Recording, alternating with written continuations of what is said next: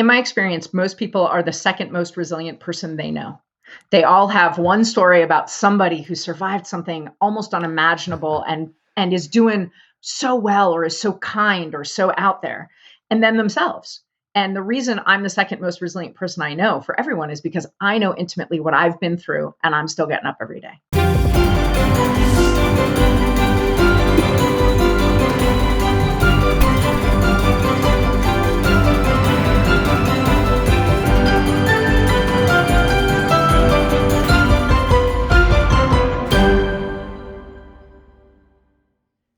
Hello and welcome to Year of the Pivot on the Beyond Networking podcast. This season, we're learning from individuals and organizations who made monumental shifts in 2020 in order to keep their business alive and continue the mission. I'm your host, Brian Miller, and author, speaker, coach, and consultant on human connection. This episode is an interview with one of our featured experts for the season. Dr. Deborah Gilboa, professionally known as Dr. G, is a practicing family physician. But I wanted to speak with her because she's also an expert on resilience. Dr. G teaches families, individuals, teams, and businesses to do stress better.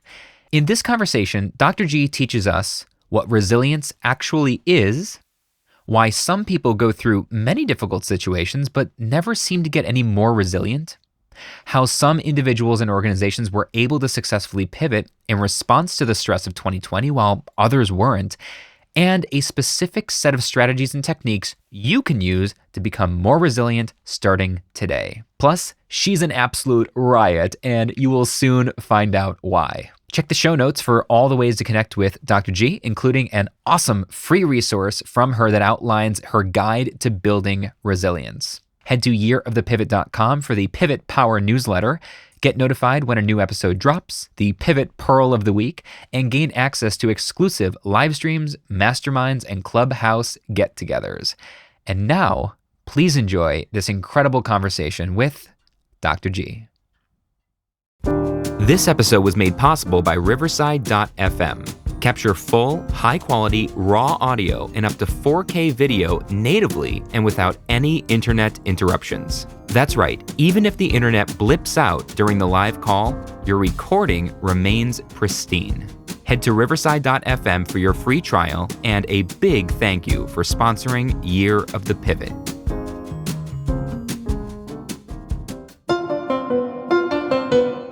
Why don't we start here? These days, if you meet someone for the first time, virtually or otherwise, and they say, "What do you do?" How do you answer these days? I talk about my work as a family doctor because that's what I do in my community. That's how I connect in with the community that I live in. And because of everything that we've gone through with coronavirus in 2020, it is necessary for me to contextualize it for people that I'm a doctor. I'm going to be pro-vax. I'm going to be pro-mask. I'm going to be all about science. But the other thing that I talk about is that I'm a resilience expert. And that's where I get the cocked ear kind of eyebrow that says, is that a thing? And what thing is it? Yeah, so what thing is it? What is a resilience expert? I have studied, written about, talked about, interviewed people about what it is that helps us keep going when we don't like how things are and get ourselves to a place where things are going better and then prepare for the next time that happens. So that's such a good, straightforward answer. Give me a little bit more about that. I mean, what brought you to caring about resilience? I mean, I feel like we all kind of care about resilience and personal strength, but like you decided to go all the way deep into it to the point of expertise. So what brought you there? In my experience, most people are the second most resilient person they know. They all have one story about somebody who survived something almost unimaginable and is doing so well or is so kind or so out there, and then themselves. And the reason I'm the second most resilient person I know for everyone is because I know intimately what I've been through and I'm still getting up every day. Mm-hmm. And that experience of feeling like I'm really resilient, anyone feeling like I'm really resilient, but boy, I also really feel how stressed I am and how overwhelmed I feel and what I'm not accomplishing. I judge myself by my unfinished to-do list. And in that way, I think, I'm kind of a fraud. A lot of people have a lot of imposter syndrome around their own resilience and ability to get through hard things. They feel like I am one hard thing away from total collapse. As Mm. a doctor, what I noticed is that as much as I do believe it matters that you have a doctor who asks good questions, who listens to your answer, who can diagnose and treat and formulate with you a plan that works for you, what I found is that none of that is as important to your future health and well being as your own resilience. And so, knowing that, how could I take care of Yeah. people if I didn't understand better, not only what resilience is, but how we build it? Isn't that so interesting that everyone kind of feels like they're just one hard thing away from falling apart, and you find this all the way at the top of every industry. In fact, if anything, the more successful, quote unquote, define that how you like, the more successful people get, the more imposter syndrome they feel, the more they feel like, wow, like how has nobody caught on to the fact that I don't know what I'm doing yet, right? Uh, 100%. and I wonder sometimes. I've spoken about failure plenty in my programs over the years, and in a lot of my work, but I often wonder if fear of success isn't worse than fear of failure. That, well, what if I do this and people say yes? What if they say yes to the pitch and then I actually have to deliver? What if I take the promotion and then I'm not good at it? I mean, is that a concern? It is, and this is at the heart of the work that I talk about. Every change causes us to need resilience, even the change we want, even the change that we worked for and dreamed about, Yeah. and certainly the change we didn't want or didn't expect. So Yeah. every change, good, bad, predicted, unpredictable, causes us to face our own resilience abilities or not. Because every change we go through, the first thing our brain does is process loss. What am I going to lose? So like you get the promotion or you get the opportunity that you pitched and you find out, you get the email like, yes, we want you, or the call. The first thing your dang brain does is be like, oh, really? What am I going to lose? That means I'm Yeah. going to lose all that time I thought I would spend on this other thing, or I'm not going to have the time I wanted to spend with my people, or I'm going to lose people's faith in me because what if I'm not actually any good at this, or I made it all up and I don't know how to do this? And as soon as your brain moves even a half a step forward, it goes to distrust. Is this really necessary? Is it really going to Mm. happen? Are they going to yank it at the last minute? Is it all going to fall apart? And once you believe that the change really is happening and you start to process your loss, unfortunately, the next thing is you feel how uncomfortable you're going to be in this new situation. Even if it's something you wanted, you feel the discomfort. And it's only then in the discomfort when you realize, okay, this change is happening, I think, and there's a lot of loss and I'm pretty uncomfortable, but I have some choices I could make. That's your resilient action. If you realize I have choices and you start to choose some and engage with them, now, no matter how you're feeling about your loss or Yeah. distrust or discomfort, you're starting to act in a resilient way. And so you can see how, if that happens with every change, then the positive can be, in some ways, even more upsetting than the negative because you think, I should just be happy. Why is this hard? That reminds me of I've learned so much from my wife over the years because she's a licensed marriage and family therapist, and we started dating when she was in her first semester of her master's, and so I actually got to go through the whole journey of master's and licensure and all Does that she with her. call you guinea pig or is it just understood? Well, I have like so many divorces between my two parents and so many step families and stuff. When I feel like when we started dating and she found that out, she was like, "Oh, jackpot!" I get to study everything. Yeah. Family get-togethers were such a good case study for her. But I've learned so much from her over the years, especially about to your point of what we're talking about here. And I wonder about the one, why we're so negative so easily all the time. Why is it that we go to that negative place? And I also wonder about the nature of pessimism versus optimism, because in the I'm going to use the word research loosely because I'm using it in the colloquial sense here, but in my research into that area, my reading into that area, pessimists have a more accurate worldview than optimists, but optimists are more successful. And I've always found that interesting. I agree. That's fascinating. So the first thing is And anyone who's ever had to tell any group of people about change, anyone who's been a manager, anyone who's in a leadership position, anyone who's a parent or a spouse and had to let people know about change, it can be very frustrating to feel like, oh, everybody's knee-jerk reaction is to be against change. But actually, have some compassion. Our brains go to that negative place first in order to keep us safe. What your brain is basically asking is, wait, okay, there's a change. Will all my basic needs still be met? And so as soon as I know that my basic needs will be met, then I might feel the loss a little bit, but it allows me to keep moving forward. I actually have to double check, is this, is this actually a parachute or is it actually just a backpack that looks like a parachute? Yeah, you better get that right. Absolutely. So that going to a negative place first is simply a protective, it's like a speed bump or a guardrail or something that makes us sure that we're going to be safe with the new situation, or that we can correct first whatever's going to make us the most unsafe. Okay. That issue about optimism and pessimism, though, is not inherent in that moment. Inherent in that moment is just your seatbelt locking up. Sometimes when you tap the brakes in your car, your seatbelt locks up and it saves your life. Much more often, your seatbelt locks up because you tap the brakes for a second, but you're actually just reaching to get a Coke from the back seat. Yeah. And it didn't need to lock up, and now it's in your way and it's annoying. But that safety mechanism is just a safety mechanism. It doesn't say something about your character or an attribute of yours. It's how you frame it, the words you choose when you talk about it, when your inner monologue, when you think about it. It's in that inner monologue or the words that you use out loud that really frame your expectations and what possibilities you consider. A big part of resilience is identifying your options. And the more options you're willing to consider, the more likely you are to be successful.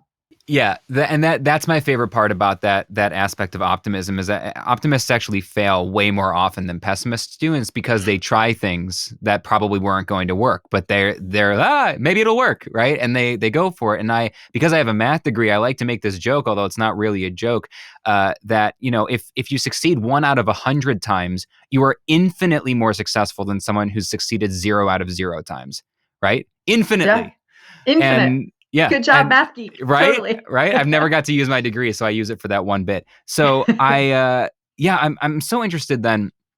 You must have your own story of resilience before we get into kind of what's been going on over the last year and the personal resilience, as well as more to the point of this kind of the pivot project of the professional resilience that it's taken so many people to survive and in some cases really thrive in the COVID or post-COVID world. I mean, we're not post-COVID yet, but who knows when this is being listened to. Hopefully there will be a post-COVID at some point that someone's listening to this. And everything changes for good and bad. Everything changes. So bring me back then to your own maybe pivot stories in your life, not necessarily in the COVID world here, but where you came from in that. And then maybe we can get into a little bit more about resilience as it relates to what's been going on in the last year. Sure. So like most doctors, I was a theater major in college. And so actually, when I was really little and people would ask me what I wanted to be, I would say a pediatric neurosurgeon, because when a 6-year-old says that, it's precocious and adorable. And it got me a lot of positive feedback. Yeah. But then I went to my grade 9 biology class and had to dissect something, and it totally grossed me out. And I didn't know then what I do now, which is that in puberty, most people have stronger visceral reactions to smells and sights and things than they do as adults. What I thought was, oh, well, okay, doctor's off the table. I'm out. And then I fell in love with theater. I fell in love with boys. I got, theater was a place where both of those things could be a part of my life on the regular. And then I found out you could major in it in college. And I was lucky enough to get accepted to some schools that had good theater programs. And I told my parents I was going to school for theater. My dad said, no.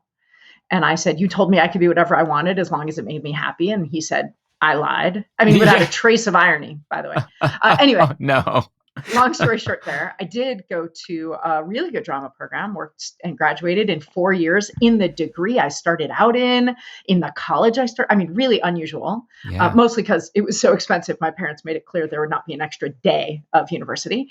And so, and I was lucky enough to get work in that field. And I worked for several years in television and in theater. I got hired through a weird series of circumstances at an amazing, amazing theater in Chicago called the Second City.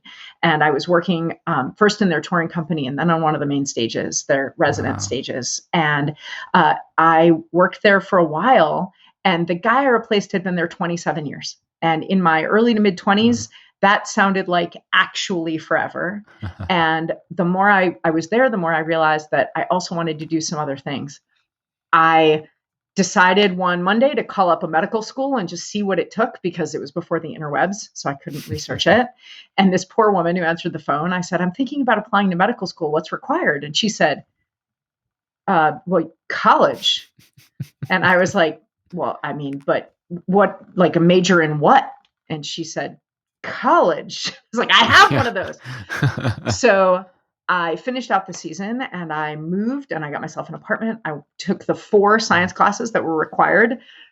I earned money as a sign language interpreter because I'd worked at a deaf theater company where I'd started to learn sign. So I kept learning sign and I worked as an ASL interpreter, and I worked my way up into medical school financially, and I became a doctor. And like, I got to tell you, every interview I did, and I interviewed at like 14 medical schools, they all said, wow, would you produce our senior show? And I was like, of course I will, if you accept me to your med school. Yeah, right. And I did produce the senior show of the med school that I went to, University of Pittsburgh.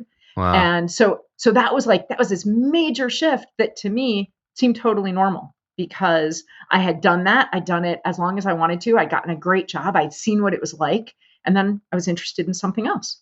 And I wanted to see if I could succeed in that way. What? There's so many places to go with that. I was like, I started and then I was like, wait, I have 7 different questions. Which one do I actually want to double down on? First of all, congratulations on working at Second City, because for people who don't really know, it's a prestigious job to have. It really is. It is for sure the only thing. I have 4 teenage sons now. It's the only thing that occasionally makes me cool, for sure, are the people that I worked with at Second City in the 90s. That's unreal. That's a dream for life for many, many people. So that's amazing. And what a wild, I kind of want to ask you what you learned from doing that ended up helping you when you became a doctor. The hours in medicine are better. The people are not always, but often less drunk. No, honestly, what I learned from improv that I've taken in every part of my life is that the only way to get more from someone is to find a way to say yes. And in improv, we say yes, and we add to it. And that opportunity to understand that if you want to end a relationship, if you want to end a conversation, you say no. And as a family doctor, almost everything I'm trying to do is to get people to be honest with me and themselves in a way that has been too scary up until now, and to consider what might possibly encourage them to change a behavior. Family medicine is a great deal of helping people change a behavior that's getting in the way of their health, to be more resilient, to handle change better. And that's how I got so interested in resilience, because honestly, every way I can help someone, I can only help them if they make a change, not if I do.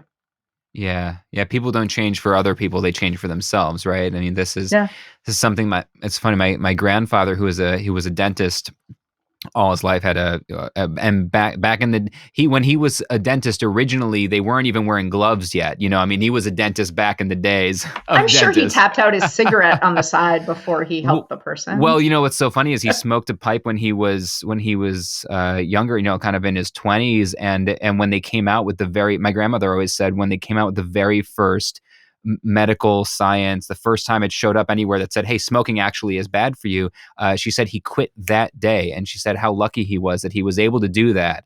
And to this day, I mean, he's 85 and he still goes, man, I miss a pipe. Now he probably hasn't had it in 60 years. But in any regard, so he learned hypnosis back when it was first legalized for use in medicine, that you could use it. And he would do, when he would have maybe a pregnant patient who couldn't have anesthetic, the way that it was back then. I know things are different now. He would do hypnosis to do full root canals, things like that, with no pain, no recollection. Is that cool? Yeah. And so, but he always used to say the same thing. to the point that you just said, which is if somebody wanted to quit, he'd also get people come on the side, hey, can you help me quit smoking? Can you help me this? Because I know you know hypnosis. And he'd say, well, why do you want to quit smoking? And if they say, well, my wife wants me to quit smoking, he'd say, I can't help you. Right. Even if you want to sure. quit for her, you have to want to quit for you. It has to be a change you want to make for yourself. And so you ended up becoming you almost brushed over, and then I became a doctor, which I feel like so many people forget how much of life and how complicated and how difficult that is. So I you am became still a doctor. paying off my med school loans. Yeah, And it's been a while. I bet. Yeah. So you get to this point. So you start to you're really interested in resilience, and you start to learn about this, and then at some point you decide that you're going to do workshops. You're going to work with kids, right? Young adults, teens, and you're going to start to do what? Resilience speaking workshops, schools. What are you doing then? So first I got interested in how we teach kids to be resilient, because by this time I had 3, and now I have 4. And I thought, okay, so if resilience really is such key to well-being, how do we teach it? How do we draw it out of? And it's much easier to talk to adults about how to teach something to kids than how to teach something to ourselves or to each other. But in the last 5 years, I've realized that that's a little bit of a cop-out. And I am still really interested in youth development, and I'm lucky enough to speak in the camp world and the educational world and scouting and all of that. But the bigger challenge has been how to approach adults, especially adults in the workplace, and say, hey, resilience, that's not a soft skill. And turns out 2020 conspired to make this argument for me that resilience is not a soft skill. Resilience is a foundational ability without which none of your other goals are really going to get met as a company, as a team, or as an individual. And so understanding resilience became really important. But the good news is, the thing that I talk about the most that seems to constantly surprise people is that resilience isn't a character trait. Resilience is a series of skills and actions that you can choose to pick up at any time in any situation. And I don't know about you, I find that very reassuring. And I feel like depending on who you're talking to, they would either find that reassuring or very upsetting. I feel like people wish that it was a character trait, because I think there's something to be said for when people think you're just born with it. They think, well, I don't have it, and now they don't have to work on it, right? They go, well, I don't have that skill, that trait. I don't have whatever. a great singing voice, so I don't have to join the choir. Exactly. And I understand that, although it turns out even a good singing voice is a growth commodity. You can move that ball down the field. But if you're born with a great singing voice, then it gets easier. You have to do less work to get to the end zone. And I understand that. Yeah.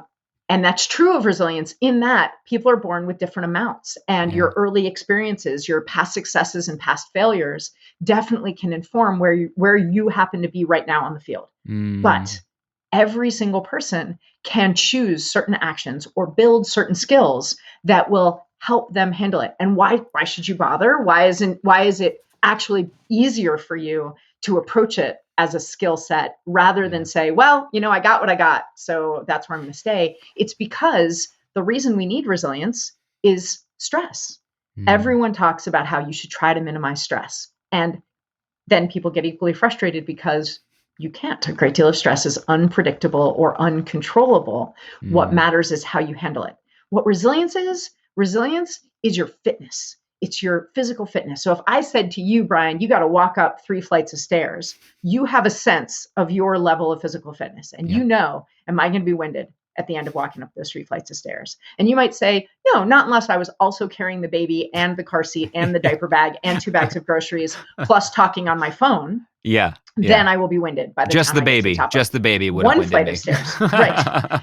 But you also know that if you want to be able to walk up, because now you moved into a 3rd story walk up, and you're going to walk to the grocery store to get your groceries, and you still have to take care of that baby, that you better get yourself in better shape. You would know that exercise, actually, those stairs themselves will what get you to the point where you can walk up them and feel less winded. Well, if you know, because you have aspirations in your career, or you want to make a big change, or you want to take on a new relationship, even great stressors, you want to have a baby, you're going to have more stress a year from now than you do now. How can you be less winded? How can you handle more stress and feel it less? Well, resilience, those skills that make up resilience, they are your training program. So it's not enough, though, to simply recognize that you I feel like there's a lot of like the inspirational memes going around on, on Instagram and stuff, and you see them, they're like, well, you've made it this far, so you know that you can keep going. It's not you have to be intentional, right? I mean, you can't, it's not enough that you're still here. That doesn't mean you're a resilient person or that you've built resilience, right? So another myth that I blow up for people, Yeah. and some people like it and some people don't, but more often people don't like this one, is the idea that we build resilience simply by going through adversity. And I'll give you two examples. One, think of someone, and I will not ask you who it is.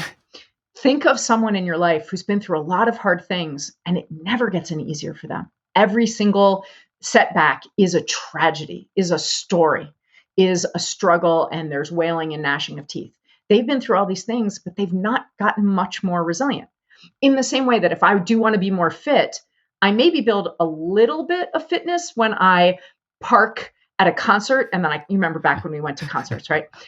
When I park in a big parking lot and I can't remember where I parked my car and I wander around looking for my car, I guess I got a little bit of exercise, but it's not like a planned exercise program. Right. The good news about resilience is you don't have to get a trainer and a regimen and have lists at all. You have to simply name what you're doing, be a little bit intentional, and your resilience grows by leaps and bounds. So do you think then, over the course of the Pivot Project, I've already done a dozen or so interviews, and I'll have done many, many more by the time this all comes out. I've heard these stories so far of just unbelievable people with these creative ideas and this just quick adaptation to something totally new and totally changing the course of their business in order to keep their business alive, keep their employees and their families fed, or whatever, or just even continue pursuing the mission. Do you think all of these people that made it this year through the year of the pivot, do you think that they had done this intentional work of building resilience, all of them, just by chance? Or do you think that it's more likely that many of them built this new resilience because of this year, is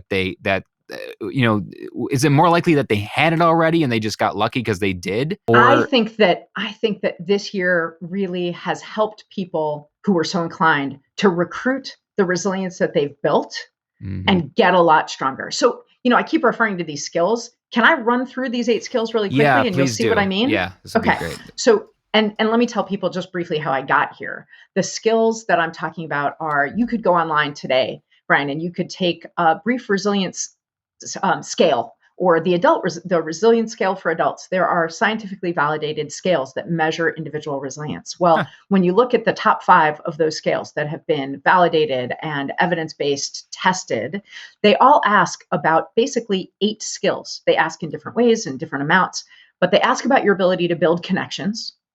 They ask about your ability to set boundaries, to open yourself to change, right? To be less resistant to change, to manage discomfort. When you think about managing discomfort, not to avoid things that are uncomfortable, but to handle your discomfort without truly negative or dangerous coping mechanisms.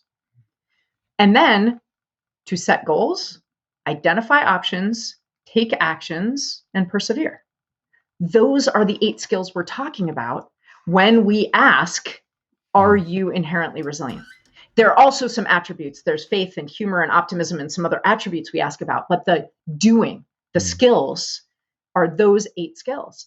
And so when you think about those people that you've interviewed so far, I'll bet you can be like, oh yeah, I can see how they had a lot of experience setting goals and identifying options and taking actions. I see how this year drove them to persevere in ways they hadn't before.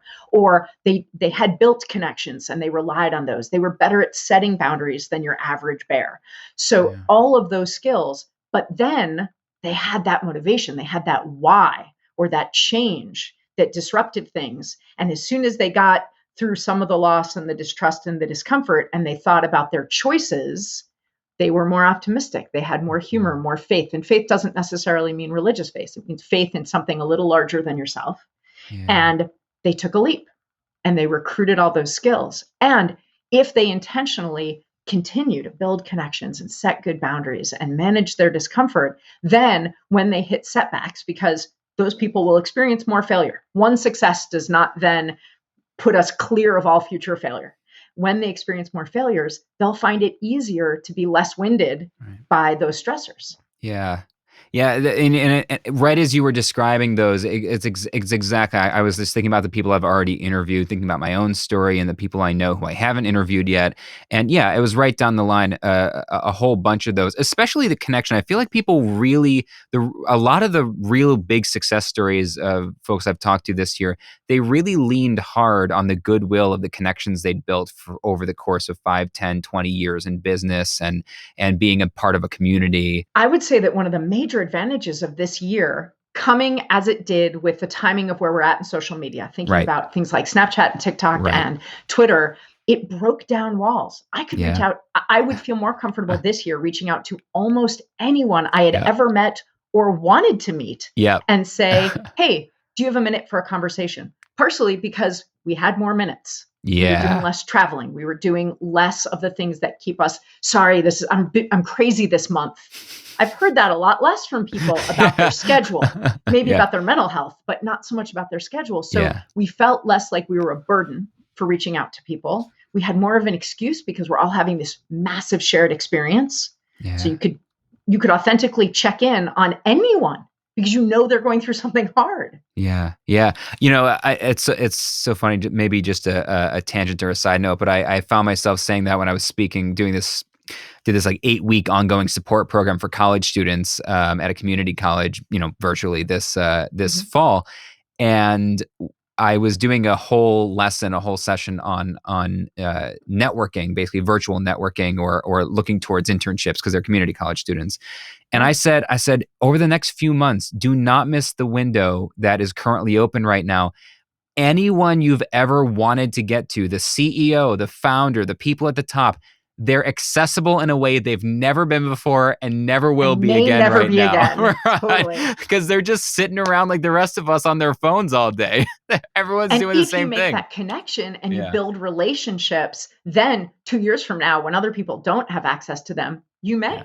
Yeah, that's right. So what? Let's, if you have a minute to do this, let's talk through maybe something. We can use me instead of some generic example. So my wife and I, we knew back in January that she was pregnant with our first. We had planned out this year. You know what they say about making plans, and this was the year. Yep, we're blaming the pandemic on you. Yeah, and we were waiting for the 12-week mark before telling anybody like you're supposed to. And so at the 11-week mark, we went into COVID lockdown pandemic, and so nobody even knew that she was pregnant, that we were having our firstborn. And we went through the entire first pregnancy, the entire birth, and have since spent 3 months with our firstborn alone. I mean, isolated from we didn't see anybody, As far as people know, this could be fake. This could be a baby doll that you're just dressing up for your Instagram. Exactly. And so it was completely wild, and we had so many things ripped away. And the way I've described it over the last 6-8 months is what we mostly had ripped away was the imagined future, which is really interesting, right? It wasn't nothing that was promised. All the stuff you expect all your life, we're going to walk through baby stores and people are going to, oh, congratulations. And look, socks. And, all that stuff that you expect, the baby shower, the friends, the whole thing, it wasn't anything actually promised to us. It was just imagined in the future. And that was ripped away. And that was really hard for a while. But we eventually, if not made our peace with it, moved forward from it and figured out at some point. I remember saying in some version of these words, probably multiple times out loud, not just for my wife's sake, but for my sake as well, saying out loud, this is the year we got. And our son's being born into this. And I remember saying to her, unless we spend his entire childhood telling him how much better the world was before he was here, this is the world he was born into. This is it. Yeah. And maybe masks will be, we don't know, maybe masks will be a part of normal public life for a long time. And as long as we don't keep telling him how much it sucks and it used to be better, then that's going to have to be okay. All we can do is because then all of a sudden you're like the crusty grandpa. Yeah. Get off my lawn. I do feel a little get off my lawn lately. I don't know when that changed in my life, but I'm like, oh no. So maybe you can use that as an example of, here's something that, I mean, just tremendous, easily one of the most stressful things, if not the most stressful thing, to go through it while it looked like my career might have been decimated, kind of was decimated overnight. So I was rebuilding my career with baby on the way.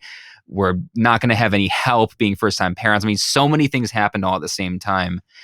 And what you're Yeah. talking about is what your brain is supposed to do. So if the change, and you can pick any change, I've done this activity with large groups and with small groups and with individuals, you can pick any change. You can pick something good, something dreamed for, something. Yeah. And in this situation, you kind of have both. Yeah. I bet actually, Brian, if we went back to January when the stick turned positive and for a minute, it's just that secret that you and your partner know.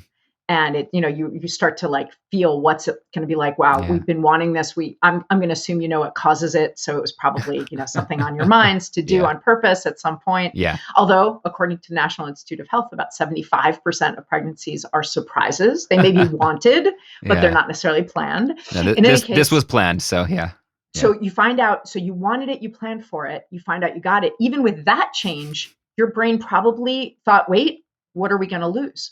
And you might feel guilty about that. You might suppress it. You might skip over it as fast as you could. I had an internal meltdown. Yeah. Right. Of like, oh, I like this vibe we have going, the two of us. What's this parasite? I mean, beautiful baby going to do to us, right? And then the next thing is it true? How many people buy multiple pregnancy tests just to check that distrust? Distrust the test. What if I miscarry? What if? Yeah. Then as soon as you start to believe that like, oh yeah, no, she's puking in the bathroom, this is a real thing, then you think like, I should be happy. And you feel the discomfort first. And it's just your brain's way of protecting you. But then, so let's go to a change that you experienced that everybody experienced. Right. And that was the shutdown, whatever that meant in everybody's life. In your life, that meant a bunch of things. It meant a change in your expectations about your business. You had some of the first losses you thought about is, what won't this pregnancy journey be like that we really thought it would be like? How do we keep her safe? How do we keep this tiny, almost a person safe? But other losses too. You may have had some distrust. Did you have a moment where you thought, do we really have to follow these rules? Certainly we can get together with the people most important to us and still have a baby shower.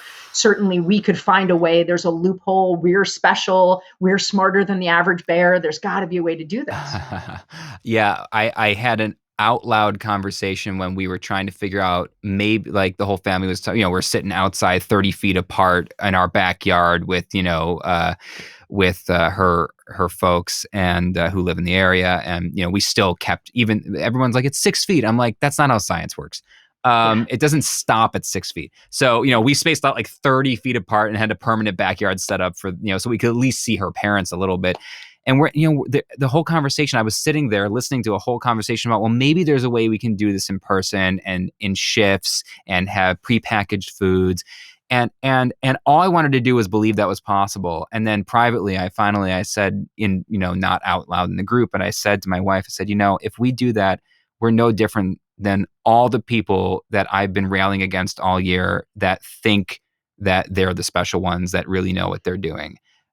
We can't do it. And then as soon as you decided that, as soon as you realized that truth for yourself, that you couldn't do it, you probably, instead of feeling relieved, felt uncomfortable. Yeah. Oh yeah. It was very uncomfortable. Yeah. But then you thought, okay, so if the truth is we're not going to gather in person, I do still have options. I do still have this virtual world. I wonder if we could have, and you might have considered a virtual baby shower. That's what we did. You might consider if you live in a place where this could happen, car parades. I saw this amazing meme that said, 20 years from now, there are going to be a whole bunch of 30-year-olds that when they hear cars honking, they don't think that something's gone wrong. They think, oh, whose birthday is it? That's so funny. Yeah. No, we did a Zoom baby shower. Yeah. And as soon as you realized, here are our options, that's the one we like best, there still can be a piece of you in loss, in distrust. Is this the right thing? Is this necessary? Is this making a difference? Are we really saving anybody? In discomfort. This isn't what we wanted. This doesn't feel like we envisioned it feeling. But you put one of your game pieces up on that choice square. Yeah. And then as soon as you actually started to act on that choice, you moved that game piece up to engagement. You were engaging with your family. You were engaging with this pregnancy in some kind of way. And what that allows, that engagement, is for you to start to feel reunified, not necessarily with your family, not even necessarily with your small new nuclear family, but with yourself. Because when I ask audiences to define the word resilience, they always start off by giving me some version of the ability to snap back after difficulty. And I say, yes, if you're a rubber band or a Tupperware container. But if you're a person, we don't snap back. We incorporate that experience, and resilience means coming through it to a version closer to who you want to be. So you came through that experience closer to someone who doesn't put aside the needs of his community or the safety and well-being of people just to have a baby shower. You got to be authentic and true to that, but also somebody who doesn't ignore a major milestone in his family's life and wants to celebrate it. Okay, so this is awesome. Let me ask you to do one more kind of mini exercise here then, because this is so useful, and really it's interesting because these are the kind of things that I've thought about and even talked about or talked around so often, because it's so related to, obviously, one of the reasons we got along so easily so quickly is there's a lot of overlap between my work in human connection and your work in resiliency, as you even mentioned earlier, being one of the pillars of resiliency.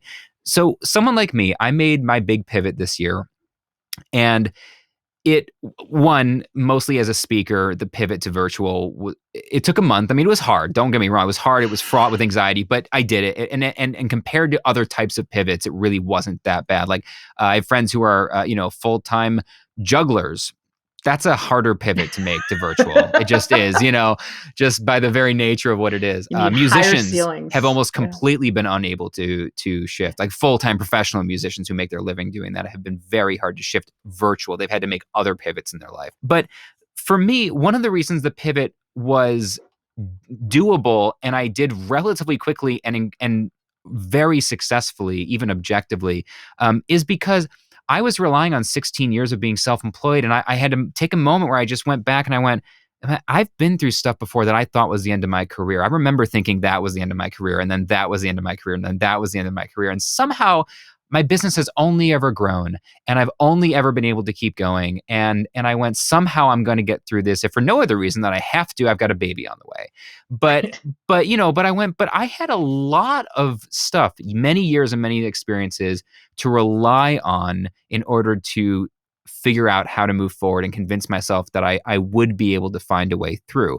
So my question is, suppose, because the Pivot Project is really designed to be a blueprint, the book, when it comes out, for future artists, freelancers, entrepreneurs, business owners, nonprofits, etc. Suppose that there's someone who's relatively new in business, whether they're young or not is irrelevant, but suppose they're relatively new in business or in their mission, whatever they're doing, and they don't have those years of experience of having gone through difficult times and all that. How would you recommend to them? What would you say to those people to start to prepare themselves for the next time they need to be able to call on that resilience? What should they do? First, I want you to really think about your own expertise. And I'm not talking about what you're going to build your business on or what your pivot is about. I mean your expertise in yourself. You are an expert, not only in what you've been through, but in how you handle what happens to you. So one of the things that I recommend is actually a really simple exercise where you brainstorm a list. And I hope this takes you days to do, because I hope that you end up with a really, really long list of every coping mechanism you've ever tried when you don't like how you feel. Managing discomfort is so crucial to being resilient, because what you're saying, Brian, is you were super uncomfortable, maybe scared, maybe angry, maybe ashamed of what you were having to go through. But you're like, but I have been through this before. I have managed this before. And so I'm saying to you, even if you've not been through anything in a work way that looks anything like what's happening to you now, what about when you were a teenager and you had to get shots, or you had to make a presentation you didn't want to make, or you had to explain something you'd done wrong to someone, or just somebody hurt you? All the different ways that you've ever managed your feelings. Then now you've got this long, long list. And what I want you to do is I want you to scratch out all the things that are damaging to yourself or someone else. I don't mean stupid, right? Like Candy Crush, whatever. I don't mean things that are like just might be a time suck. I mean things that are actually damaging. Damaging alcohol intake, damaging relationships, whatever. Scratch out those things. Now you have a list of neutral and positive coping mechanisms for when you're uncomfortable. Then, if you want to get a little bit more nuanced, you can circle or write a letter next to the ones that you can do in different settings. Put an H by all the ones that you can do at home. Put a W at all the things you can do while you're working. You can give yourself different lists of resilience activities you can do when you don't like how you feel, so that, and the longer a list you have, the more of a menu you have to know that you have what you need to manage discomfort. As long as you can manage discomfort in a way that isn't damaging, you're going to give yourself the breathing space you need to be resilient. That's great. That's awesome. It's a really, really concrete place to start. Yeah, that's awesome. Is there anything else that's on your mind related to the Pivot Project resilience that you want to share before we, and please make sure that we get wherever you'd like people to find you, obviously, make sure you share that as well. Absolutely. The thing that I want you to remember is that you have the tools and the skills at your disposal. You may want to strengthen them, but if running starts with walking, you know how to walk. And the same is true of resilience. And if you're not sure, if you're listening to this and you're like, okay, Dr. G, but you don't know me, I don't. That's absolutely true. You're an expert in you. But there are a few other people in your life that you trust who are also an expert in you. So you might interview them in the same way that Brian's interviewed so many amazing people for this project. You might ask them about the times that they've had to go through something hard, or ask them what they've noticed in you that leads you to, and just by asking, you'll be building connections. Yeah. You'll be identifying options, and all of that will help you be just having the conversation with anyone who you respect and is caring about you. You're going to build your own resilience, but you're also probably going to learn some insight about yourself that you can't see because you're too busy feeling all the things you're feeling. I love that exercise of going to the people who maybe know you and care about you more than anybody else, and everybody's got at least a few of them, the people who are always going to be your cheerleader, going to them and saying, hey, can you take some time and write down 5 adjectives you would use to describe me if you were describing me to somebody else, that kind of a thing, and doing it for them as well, doing back. And I think most people would be absolutely shocked at how other people see them, because it's so different than we see ourselves, to your earlier point in this conversation, all the way at the beginning. And Brian, you and I know that it can feel really awkward to go and ask that. It's like asking for a gift, yeah, right? Yeah. But you might throw Brian under the bus. You might say, hey, I'm doing this pivot project and my homework is, so we're giving this to you as homework. Yeah. It's optional homework. It's extra credit, but we're giving it to you as an assignment. So you have that to lean on when you go to someone and you say, hey, can I turn on my voice recorder? Because I want you to have it written down, as Brian suggested, or videoed or recorded, so you can listen to it when you're alone. It's really hard to listen to your strengths and your obstacles, but it's really actually hard to listen to positive feedback in front of someone because you're struggling to believe it, to really take it in. So have a way that you can go back and look at it when you're alone, so you can process it and enjoy it without feeling like you're being judged for how you're taking it. Yeah, and you know what? That just also made me realize one of the best ways, if you're uncomfortable doing this, is because, like you said, it feels like asking someone for a gift, so you can give it first. You can approach them and say, "Hey, I heard about this really cool thing, and here's what it is, and I just did it for you here," and have it folded up in a piece of paper, or send them a file where you said it out loud and into a recording, and say, "I did this for you. Would you be willing to do this for me?" Or you can use the Chris Voss technique and turn it on the negative and say, would you be totally unwilling to do this for me? Which everybody would say no to, which is a much better way to phrase things. I find myself doing that in emails a lot with people. Would it be totally unreasonable to ask you for a testimonial? Well, it's not totally unreasonable. It's a little unreasonable. I'll be annoyed with you, but now I guess I'm stuck doing it. Just kidding. So, okay, where should we find you? Where should we connect with you? Do you like website, LinkedIn, Instagram? Where are you? I like LinkedIn a lot and Twitter, but the easiest way to find me is my website, which is askdrg.com. So good. Askdrg.com. How did you ever get that URL? It's such a good URL. Yeah. It's because I'm old. That's all. All right, askdrg.com, and I'll make sure I'll have your LinkedIn profile there as well, because I know a lot of folks in the business world. And actually, what I'd love to put in the show notes for this is that resilience cycle. I have just a 2-minute video that explains it, and a download where you can actually see the cycle in the 6 game spots. And using that for yourself or with your team can be really a valuable way to understand where's their big game piece and what are they still feeling about a change that you're going through. That's awesome. We'll have that in the show notes, description, et cetera, anywhere that this ends up being, whatever version of that is, wherever this is, it'll be there. So thank you so much for your time, for sharing this. This is like super, super enlightening, really, really useful in terms of figuring out how to think through all these stories and hopefully really help and impact future generations of folks get through whatever the hard thing in their life is going to end up being. I'm so pleased to be here because this is a whole group of people who are thinking about a change that they want, and it's still hard. Awesome. Well, thanks so much, and stay safe, stay healthy. I You don't have to too. tell you to wear a mask. Happy You do not have holidays. to tell me to wear a mask.